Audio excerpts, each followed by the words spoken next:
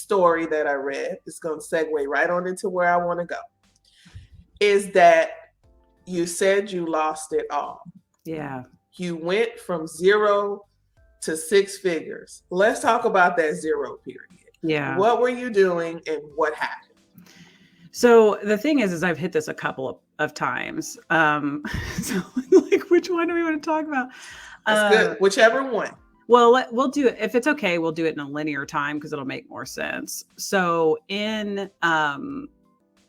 back in the day, I worked for the federal government, and in the federal government, I got to that executive status. I was like, making 6 figures. I was the first one in my immediate family to do that. Like, I come from a family of, my father worked in a factory.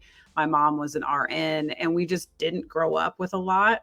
So here I am with 6 figures, and I moved to DC, and I just couldn't, like, my soul was just drying out. I didn't know what to do. And I wound up, getting this feeling, this nudge that I should go to Greece. And there was no logic behind it at all. I mean, who in my family was going to Greece or anywhere, with a passport? So it was pretty hilarious. And I left, I took a vacation by myself for 2 weeks, and I came back and I was just a different person. And I wound up quitting my job and packing suitcases and moving to Greece. So at that point, technically, financially, I went from, making $10,000 a month to making like 900 euro, like just living. So that was kind of the first time. But the part that we had talked about was when it was right around the pandemic, when the pandemic popped off. I was working for myself. I had worked for a very major publishing house. It was super toxic inside. And I left, and I thought I could do things on my own. And so I thought I was being guided by spirit to leave and to go do my own thing. No, this was what I wanted to do. And I didn't understand how to build momentum, like it with a business structure. I'd still worked for other people most of my life. So I didn't understand the foundational pieces and how to make it happen. So it already started to put me into a deficit. So I was making money, but I was just like breaking, just living check to check to check from clients. And then when the pandemic hit, I just lost everything. Like, all of my clients evaporated simultaneously because no one had any money.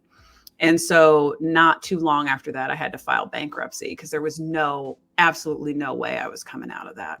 Absolutely.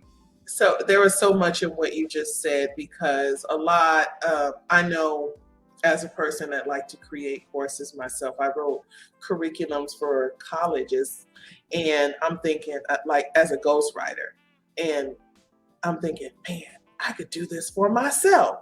But you just said it like that, with that middle piece. This is an established business. I'm not. With, what's that mindset? What's that mindset in that rebuilding and that acknowledgement of saying, man, I don't have a foundation to do this?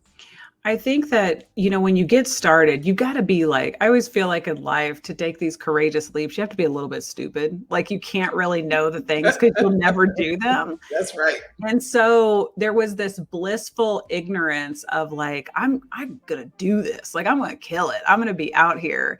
And then I just didn't understand how to get clients. So there's this frustration and this like immediate feeling of failure as you're like monitoring what you're trying to build and like how the lack of momentum is occurring. And so I think in those moments, I really didn't feel like giving up per se, because I was just like so stubborn, like I was going to make this happen. My grandmother used to say I was stubborn to the goal.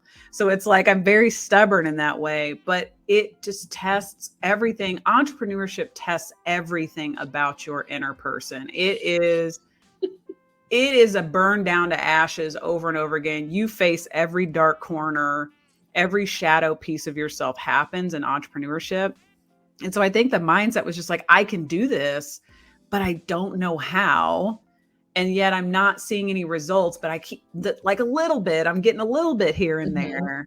And so it kept me going. But when I hit bottom, I hit it. Like, it was on the floor. crying. I had never been to a point I didn't know if I could pay my rent. Um, I had to go to a pawn shop for the first time and Mm. like hawk jewelry of like my grandmother's. And there's so much shame in that. But what's interesting is when I opened up to some people I knew, people had done very similar things in entrepreneurship.